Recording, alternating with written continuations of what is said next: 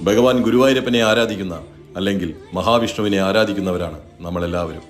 ഭഗവാൻ ഒരുപാട് നാമങ്ങളുണ്ട്. ഇതിൽ ഏറ്റവും പ്രിയപ്പെട്ട നാമം എന്താണ്? ഒന്ന് ആലോചിച്ചു നോക്കൂ.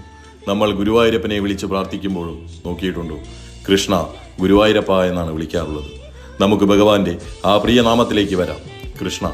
എന്താണ് ഈ നാമം അർത്ഥമാക്കുന്നത്? ആകർഷിക്കുന്നവൻ എന്നൊരർത്ഥമുണ്ട്. സർവ ആകർഷഃ ഇതി കൃഷ്ണ. ഭഗവാൻ കൃഷ്ണൻ എല്ലാവരെയും ആകർഷിക്കുന്നു. അതുപോലെ തന്നെ എല്ലാവരാലും ആകർഷിക്കപ്പെടുന്നു. ഭഗവാനെ സംബന്ധിച്ച എല്ലാ കാര്യങ്ങളും ആകർഷണമുള്ളതാണ്.